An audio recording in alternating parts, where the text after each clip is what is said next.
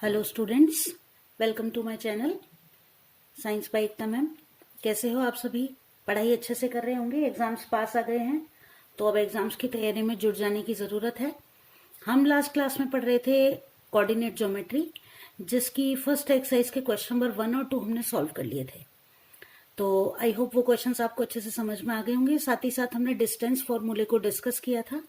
आज की क्लास में हम एक्सरसाइज को आगे कंटिन्यू करेंगे और चलिए क्वेश्चन नंबर 3 से आगे के क्वेश्चंस को करना स्टार्ट करते हैं। ये रहा हमारा क्वेश्चन नंबर 3। देखिए, determine if the points 1, 5, 2, 3 and -2, -11 are collinear. अब सबसे पहली बात तो कॉलिनियर या संरेखी शब्द का मतलब क्या होता है। तो देखिए, कॉलिनियर जो है क्वेश्चन नंबर 3 हम सॉल्व कर रहे हैं। सबसे पहले हम बात करते हैं कॉलिनियर पॉइंट्स होते क्या हैं। ठीक है, तो देखिए, the points which lie on the same line are called collinear। ठीक है, यानी कि वे बिंदु जो किसी एक सीधी रेखा पर ही स्थित होते हैं उनको क्या कहा जाता है? कॉलिनियर पॉइंट्स कहा जाता है। एग्जाम्पल की अगर हम बात करें कि जैसे ये कोई लाइन है ए बी, ठीक है, ये पॉइंट हो गया सी, ये हो गया डी। ठीक है, तो ये जो तीनों पॉइंट्स हैं ए बी सी और ये मान लीजिए डी, तो ये जो तीनों पॉइंट्स हैं, चारों पॉइंट्स हैं ए सी डी और बी, चारों कैसे हैं? कॉलिनियर है, क्योंकि एक सीधी लाइन के ऊपर स्थित होते हैं। अब हम बात करते हैं हमारे क्वेश्चन की कि determine if the points 1, 5, 2, 3 and -2, -11 are collinear. सबसे पहली बात तो इनको नाम दे दें, जैसे अपन कि पॉइंट ए मान लेते हैं हम। पॉइंट ए है हमारा 1 और 5, पॉइंट बी है हमारा 2 और 3 और पॉइंट सी है हमारा -2 और -11। तो अब हम क्या करें कि ये देखें, इस तरीके से है ये ए बी और सी। अब हमको कैसे पता लगाएं कि ये कॉलिनियर है या नहीं? तो हम ए बी के बीच की दूरी नाप लें, बी सी के बीच की दूरी नाप लें और इन दोनों का टोटल किसके बराबर हो जाना चाहिए? ए सी के बराबर हो जाना चाहिए। यानी कि अब हम क्या करें, A B plus B C is equals to A C prove कर लें। अगर ऐसा होता है, इनके बीच के डिस्टेंस का टोटल ए सी के डिस्टेंस के बराबर होता है, तो ये कॉलिनियर है और वरना नहीं है। ठीक है, तो अब सबसे पहले हम डिस्टेंस निकालना शुरू करते हैं। सबसे पहले हम डिस्टेंस निकालते हैं ए और बी पॉइंट्स के बीच में। ए और बी पॉइंट्स के लिए देखिए 1 और 5 और बी के लिए हो गया हमारा 2 और 3, यानी कि ये हो गया x1 और y1, ये हो गया x2 और y2। डिस्टेंस फॉर्मूले में लगाते हैं √x2 माइनस x1 का whole square plus y2 minus y1 का होल स्क्वायर। ठीक है, चलो फॉर्मूले के अकॉर्डिंग लिखते हैं। डिस्टेंस निकालते हैं ए बी के बीच का। √x2 कितना है? 2, तो हम लिखेंगे 2 माइनस 1 का whole square plus y2 minus y1, तो हम लिखेंगे 3 माइनस 5 का होल स्क्वायर। ठीक है, आगे चलते हैं। 2 में से 1 को लेस कर दिया तो 1 का स्क्वायर और -5 में से 3 को लेस कर दिया तो -2 का स्क्वायर। इनको सॉल्व किया, 1 का स्क्वायर 1, -2 का स्क्वायर 4, हमारे पास वैल्यू आ गई √5। अब √5 जो आया हमारे पास, इसका हमें स्क्वायर रूट निकालना पड़ेगा। तो वैसे तो आता होगा आपको, लेकिन फिर भी एक बार कोशिश कर लेते हैं, दोबारा निकाल के देखो। 5 का जब हम रूट निकालेंगे तो 5 के आगे कोई डिजिट नहीं है, हमने इसका पेयर बना दिया है ना, 0 लगा दिया आगे। अब देखो, इसका स्क्वायर रूट निकालने तो 2 2 सा 4 हो गया, -1 हो गया, 2 में 2 प्लस कर दिया आपने, यहाँ 4 आ गए। अब 1 के आगे यहाँ तो आ गया डेसिमल और ये 2 0 हमने एक साथ उतार लिए। ठीक है, अब 4 के आगे ऐसे डिजिट लिखें जो 100 से छोटी हो या 100 के इक्वल हो जाए। ठीक है, तो 4 के आगे अगर हम 3 लिख देते हैं, देखो तो 3 3 सा 9 और 3 4 जा 12, 129 बड़ा हो जाएगा। यहाँ हम लिखते हैं 2, यहाँ भी हम लिखते हैं 2, 2 2 सा 4, 2 4 सा 8, 100 में से 84 जाएंगे, 16 आ जाएंगे, ये 2 0 आगे उतार लेंगे, 42 में 2 ऐड कर देंगे, 44 हो जाएंगे। अब 44 के आगे ऐसा डिजिट लिखें जिसको उसी से मल्टीप्लाई करने पर या तो 1600 आ जाए या फिर 1600 से छोटा डिजिट आ जाए, बड़ा डिजिट नहीं होना चाहिए। तो अगर हम यहाँ देखो 500 इंटू 4 2000 हो जाता है, यहाँ 450 के आसपास वैल्यू है तो 180 के आसपास आ जाती है। तो 4 4 के आगे हम 5 लिख के देख लेते हैं एक बार। ठीक है, 5 5 जा 25, कैरी 2 20 और 2 22, कैरी 2 5 4 जा 20 22, ये तो हो रहा है ज्यादा। तो अब हम क्या करें, 4 लिख के देख लें एक बार। 4 4 4 इंटू 4 4 4 जा 16, कैरी 1 17, कैरी 1 17, ये भी बड़ा हो रहा है। तो क्या है कि 3 बार चला जाना चाहिए, ये 3 बार। 3 3 जा 9, 3 4 जा 12, कैरी 1 3 4 जा 12 और 1 13, ठीक है। यहाँ आ गया 1 9 में से 2 गए 7, 5 में से 3 गए तो यहाँ गए 2, यानी कि अप्रोक्स 2.23। मान लो आगे भी इसको हम सॉल्व करते हैं, ठीक है। तो 2 3 के बाद मान लो 4 5 6 कोई भी डिजिट आ जाता है, तो हम ये मान लेते हैं कि अप्रोक्स 2.25 या 24, हम इसको अपनी कैलकुलेशन की आसानी के लिए हम 2.25 इसकी वैल्यू एक बार ले लेते हैं, ठीक है। अब हम निकालते हैं डिस्टेंस किसका, BC का। BC के लिए देखो, ये हो गया 2 और 3, और C के लिए हो गया हमारा -2 और -11। ये हो गया x1 y1 और ये हो गया x2 और y2, ठीक है। वैल्यूज को पुट कर देते हैं, BC का डिस्टेंस निकालते हैं। x2 माइनस x1 का स्क्वायर, तो x2 कितना, माइनस का 2, और ये x1 भी 2, लेकिन ये फॉर्मूले वाला 2, और ये इसका स्क्वायर, प्लस y2 यानी -11 -3 का स्क्वायर। -2 और -2 हो गए हमारे -4, -4 का स्क्वायर कर देते हैं, और प्लस -11 और -3 हो गए हमारे, कितने हो जाएगी इनकी वैल्यू, 14, तो -14 का स्क्वायर। वैल्यूज लिख दें इनकी, -4 का स्क्वायर हो गया 16, और -14 का स्क्वायर हो गया 196। दोनों को प्लस कर देते हैं, 6 और 6 12, कैरी 1 9 और 1 10 और 6 16, 6 और 6 12, कैरी 1 19 और 1 20 और 1 22 21। 212 का रूट निकालेंगे, तो 212 का रूट निकालते हैं, देखो तो 212 इसके अगर हम फ्रैक्शंस करें तो 2 1 जा 2 0, 2 6 जा 12, 2 5 जा 10, 2 3 जा 6 हो गया। 53 प्राइम नंबर है, इसका रूट निकलेगा नहीं, तो एक तो इसका स्क्वायर रूट आ गया 2। अब रूट 53 का स्क्वायर रूट हम निकाल लेते हैं, 7 7 जा 49 हो जाएगा। उसके बाद आगे वैल्यू निकाल लेते हैं इसकी, मल्टीप्लाई कर लेंगे, 7 7 जा 49 हो जाएगा, और 13 में से 9 जाएंगे 4 हो जाएगा, और 4 में से 4 गए, ठीक है, प्लस 7 ये 14 हो जाएगा। आगे इसका हम रूट फाइंड आउट कर लेंगे, ठीक है। चलो, तो इसके बाद क्या होगा, रूट 53 की वैल्यू जब हम निकालते हैं तो ये हो गया 7 7 जा 49, 4 आ गया, आगे 0 लगा देते हैं, 400 हो गया। 14 के आगे ऐसा कौन सा डिजिट लिखें कि हमको मल्टीप्लाई करने पर 400 के इक्वल, तो देखो 15 5 जा तो ज्यादा हो जाएगा, 4 लिख के देख लेते हैं एक बार, 4 4 जा 16, कैरी 1 4 4 17, कैरी 1, और ये 5 7 6 ज्यादा हो रहा है, 1 4 3 लिख के देख लेते हैं, 3 3 9 12, कैरी 1 4 2 9, अप्रोक्स 3 के लगभग हम मान लेते हैं। देखो तो 2 मल्टीप्लाइड बाय 7.3 अगर हम करते हैं तो ये आ जाता है 14.6 के अप्रोक्स, ठीक है। अप्रोक्स इसकी वैल्यू हम लिख देते हैं। इसके बाद हम निकालते हैं डिस्टेंस ऑफ AC, क्योंकि इन दोनों का टोटल किसके बराबर होना चाहिए, AC के लगभग इक्वल होना चाहिए। तो AC के लिए वैल्यूज हम लिखें तो A के लिए तो देखो क्या हो जाएगा 1 और 5, और C के लिए क्या हो जाएगा -2 और -11। डिस्टेंस निकालते हैं AC का, रूट -2 -1 का स्क्वायर प्लस -11 -5 का स्क्वायर, ये हो जाएगा -3 का स्क्वायर, और यहाँ हो जाएगा प्लस -16 का स्क्वायर। रूट 3 का स्क्वायर 9, 16 का स्क्वायर हो जाएगा 256, ये आ जाएगा रूट 9 और 6 15, कैरी 1 रूट 265। रूट 265 की वैल्यू जब हम निकालेंगे ये पेयर बन गया, पहले आ जाएगा 1 1 जा 1, 1 में से 1 गया 1 बच जाएगा, 65 आ गया, 1 और 1 हो गया हमारा 2। चलो आगे सॉल्व करें, 65 हमने उतार लिया, 2 के आगे ऐसा डिजिट लिखें जिसको उसी से मल्टीप्लाई करने पर क्या आ जाए हमारे पास 165 या उससे छोटे डिजिट आ जाए। 2 के आगे 6 लिख के देखें, 6 6 जा 36, कैरी 3 12, और 3 हो गए हमारे 15, सही है। 6 यहाँ पे 6 156 आ जाएगा, 15 में से 6 चले जाएंगे तो यहाँ आ जाएंगे 9, सॉल्व हो गया। 26 में 6 ऐड कर देते हैं, 6 और 6 12, कैरी 1, ये आ गया 32। यहाँ डेसिमल लगाया, 0 उतार दिए, तो अब कितनी बार चला जाएगा, लगभग हमारा जो सॉल्यूशन होगा वो 3 2 जा हो जाएगा 6, 3 3 जा 9, 32 है, ज्यादा हो जाएगा, 3 2 जा 2 बार चला जाएगा, 2 2 जा 4, 2 2 जा 4, 2 6 जा 12, 10 में से 4 गए 6, 9 में से 4 गए 5, 8 में से 6 गए 2। इसमें फिर से हम 2 ऐड करेंगे, 3 2 4 हो जाएगा, 2 डिजिट और आगे आ जाएंगे। 3 2 4 के आगे ऐसा डिजिट लिखें कि 25,000 और 600 आ जाए।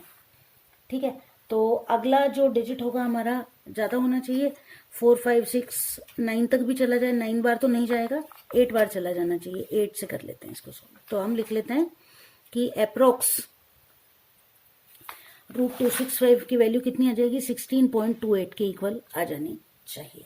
अब हम आगे इसको सॉल्व करते हैं। देखो, अब आगे सॉल्व करने के लिए क्या करना पड़ेगा, आगे सॉल्व करने के लिए हम ये करते हैं कि वैल्यू लिखें AC is equals to AB plus BC।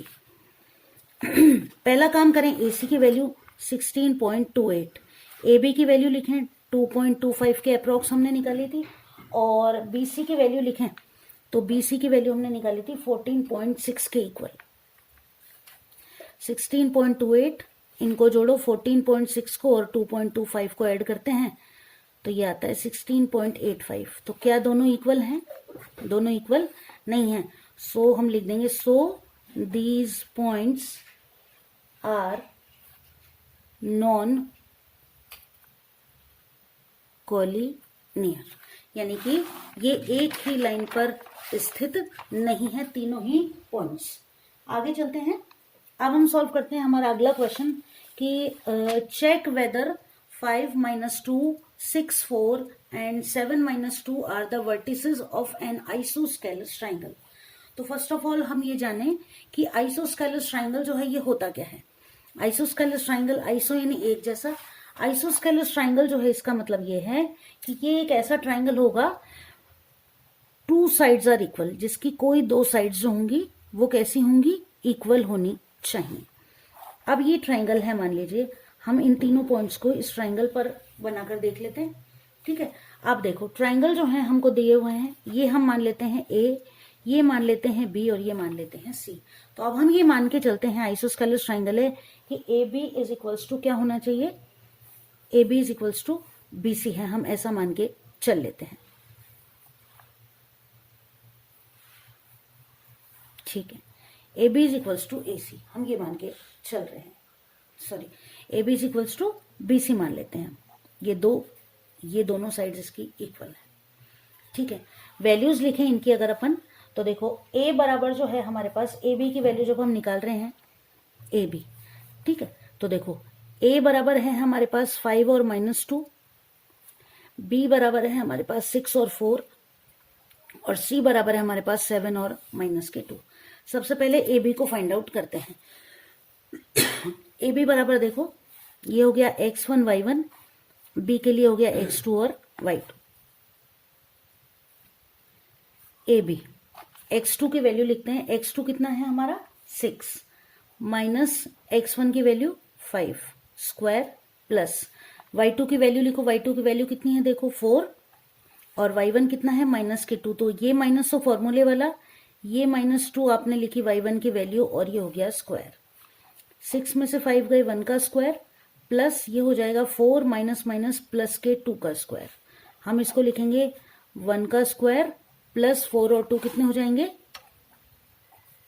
6 का स्क्वायर। वैल्यू लिखो इनकी, 1 का स्क्वायर 1, 6 का स्क्वायर 36, यानी कितना आ गया √37।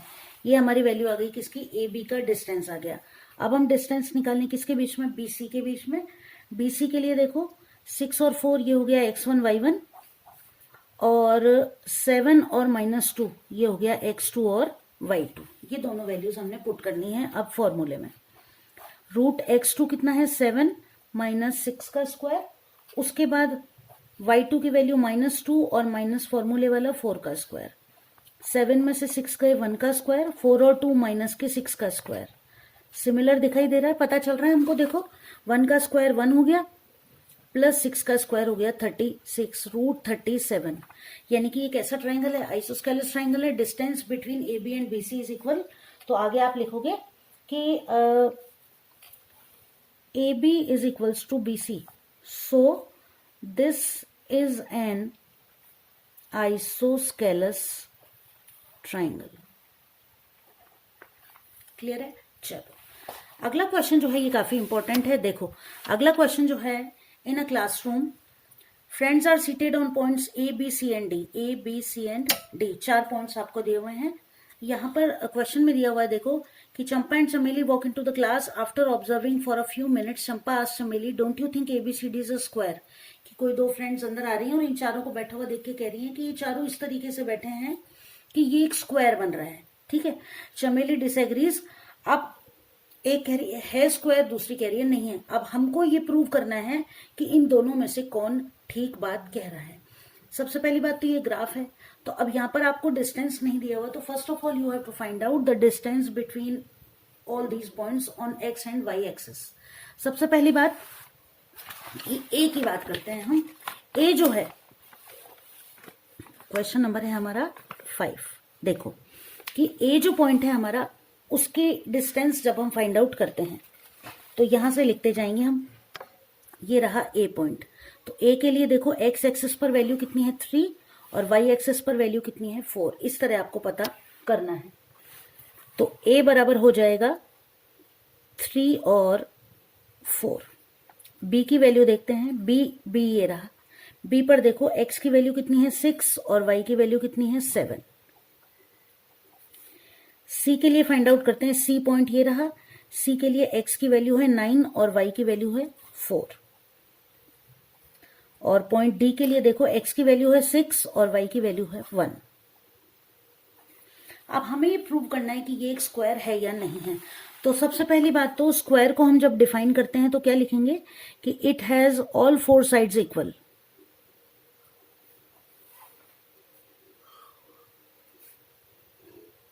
पहली बात। लेकिन चारों साइड्स इक्वल आने के बाद भी एक कंडीशन और पूरी होनी चाहिए कि its diagonals are also equal.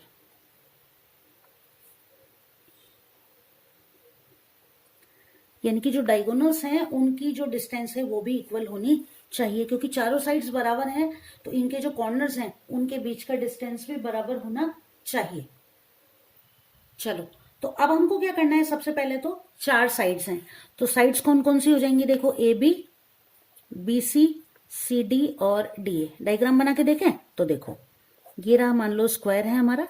ठीक है, ABC और D ऐसे बना देना आप भी तो आराम रहेगा। AB, BC, CD और DA एक तो ये, और डायगोनल्स कौन कौन से हो जाएंगे, ये और ये। यानी कि 4 डिस्टेंस हमको ये निकालने हैं और AC और BD।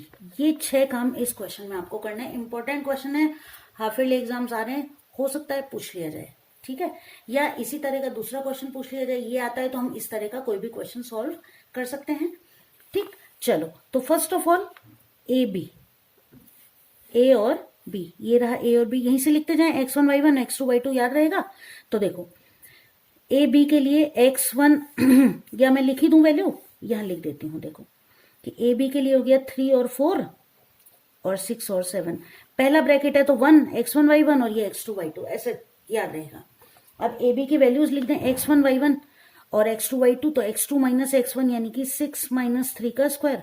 अच्छा, इसमें एक आराम हो गया ना हमको कि माइनस वाले डिजिट कोई है ही नहीं। 6 माइनस 3 का स्क्वायर हो गया और 7 माइनस 4 का स्क्वायर हो गया। जल्दी जल्दी सॉल्व हो जाएगा। देखो ज्यादा लेंदी नहीं है, ऐसे मत सोचना कि भाई टाइम ज्यादा लगेगा 6 डिस्टेंस निकालने। देखो 6 में से 3 गए 3 का स्क्वायर प्लस 7 माइनस 3, 7 माइनस 4 तो ये भी 3 का स्क्वायर। कितना हो गया 9 प्लस 9 यानी कि √18। इतना करके छोड़ दो तो भी ठीक है, और √18 का रूट निकाल लो तो और भी अच्छी बात है। कैसे निकालोगे, देखो 18 के फ्रैक्शंस करो, 2 9 जा 18, 3 3 जा 9 और 3 1 जा 3, तो 3 का तो रूट बन रहा है, ये हो जाएगा 3√2। ये डिस्टेंस आ गया। AB के बाद हम निकालेंगे BC। BC के लिए हो गया 6 7 और 9 4, 6 7 और 9 4, तो ये हो गए 2 दोनों और ये हो गए 1 दोनों। √9 माइनस 6 का स्क्वायर याद होता जा रहा है। देखो जैसे जैसे हम क्वेश्चन सॉल्व करते हैं वैसे वैसे इजी लगने लग जाते हैं। ये हो जाएगा 4 माइनस 7 का स्क्वायर। साथ के साथ सॉल्व करते जाओ। 9 में से 6 गए 3 का स्क्वायर और 7 में से 4 गए तो माइनस के 3 का स्क्वायर।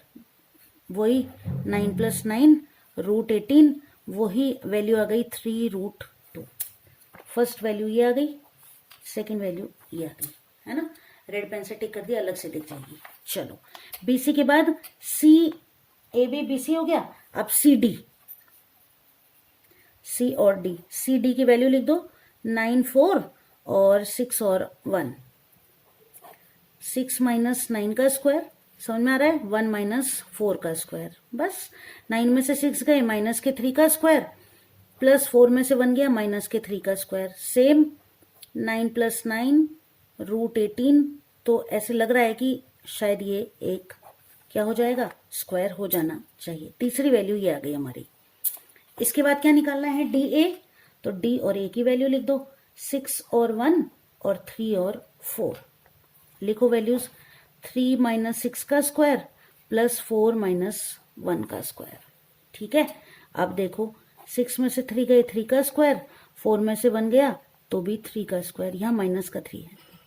ये हो गया 9 प्लस 9, वो ही हो गया √18 और ये आ गया 3√2। ये फोर्थ वैल्यू आ गई, यानी कि चारों साइड्स तो हमारी इक्वल आ गई। अब हमको क्या काम और करना है, डायगोनल्स की वैल्यू और निकालनी है। तो चलो डायगोनल्स की वैल्यू निकालते हैं। डायगोनल्स जो हैं हमारे वो कौन कौन से हैं, एक तो है A और C और दूसरा है D और B, BD लिखते हैं, सॉरी B और D। AC के लिए पॉइंट A और C लिख दो। A है अपना 3 और 4 और C है अपना 9 और 4। ठीक है, BD के लिए लिख दें B और D की वैल्यू तो 6 और 7 और D की वैल्यूज हो गई हमारी 6 और 1। क्लियर है। चलो तो AC डिस्टेंस निकाल लेते हैं। AC बराबर कितना हो जाएगा, देखो 9 माइनस 3 का स्क्वायर प्लस 4 माइनस 4 का स्क्वायर। 9 में से 3 गए तो 6 का स्क्वायर और ये हो जाएगा प्लस 4 में से 4 गए तो 0, 0 का स्क्वायर 0 हो जाएगा। 6 का स्क्वायर हो गया √36, that will be equal to 6। अब हम निकालें BD, ये तो हो गया AC। अब हम निकालते हैं BD, तो ये हो गया देखो 6 माइनस 6 का स्क्वायर प्लस 1 माइनस 7 का स्क्वायर, यानी कि ये तो हो गया 0 का स्क्वायर, 7 में से 1 गए, माइनस के 6 का स्क्वायर, ये भी कितना आ जाएगा √36, that will be equal to 6। यानी कि अब हम क्या लिख दें, ये प्रूव हो गया। क्लियर है।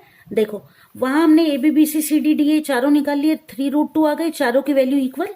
यहां पर दोनों डायगोनल्स की वैल्यू इक्वल, तो हम लिखेंगे since AB is equals to BC is equals to CD is equals to DA and यहां साइड्स भी लिख दो, सिंस साइड्स। ठीक है, और यहां लिख दो एंड डायगोनल्स AC एंड BD are equal, so this is a square. यानी कि किसने सही कहा था, क्वेश्चन के अकॉर्डिंग चमेली मना कर रही है और चंपा कह रही है, so Champa is correct, Champa is correct. ठीक है, अब ये वाले जो क्वेश्चन है देखो, क्वेश्चन नंबर 6, ये आपका होमवर्क। इसमें आपको करना क्या है वो मैं बता देती हूँ कि इनसे name the type of quadrilateral formed if any by the following points and give reason for your answer. ये 1 2 3 4 पॉइंट्स दिए हुए हैं। आपको करना क्या है कि इनके अंदर ये जो चारों पॉइंट्स दिए हुए हैं इनके बीच का डिस्टेंस निकाल लेना है। अब आपको क्वाड्रिलेटरल का कैसे पता चलेगा, तो देखो चारों साइड्स और दोनों डायगोनल्स बराबर हैं तो स्क्वायर हो जाएगा। आमने सामने की 2 साइड्स है ना, और दोनों डायगोनल्स बराबर हैं तो रेक्टेंगल हो जाएगा। अगर साइड्स बराबर नहीं आ रही हैं, 2 साइड्स का टोटल तीसरी के बराबर है, तो ये क्वाड्रिलेटरल नहीं होगा, कॉलिनियर पॉइंट्स हो जाएंगे। और केवल चारों साइड्स बराबर हैं और दोनों डायगोनल्स बराबर नहीं आएंगे तो ये एक पैरेललोग्राम हो जाएगा। तो ये क्वेश्चन आपका होमवर्क में 1 2 एंड 3 तीनों ही क्वेश्चंस आप सॉल्व कर लेंगे। इसके बाद अगली क्लास में हम क्वेश्चन नंबर 7 8 9 10 करेंगे। चारों ही क्वेश्चंस काफी इंपॉर्टेंट हैं, तो अगली क्लास में मिस मत करना। ये सारे क्वेश्चंस आपके सॉल्व हो गए होंगे, क्लास आपके लिए यूजफुल रही होगी, ऐसे मैं उम्मीद करती हूँ। जल्दी मिलेंगे अगली क्लास में। क्लास अच्छी लगे तो शेयर कर देना अपने फ्रेंड्स के साथ। चलो तो तब तक अच्छे से पढ़ते रहो, बाकी सब्जेक्ट्स की भी तैयारी करते रहो। मिलते हैं अगली क्लास में, तब तक के लिए बाय।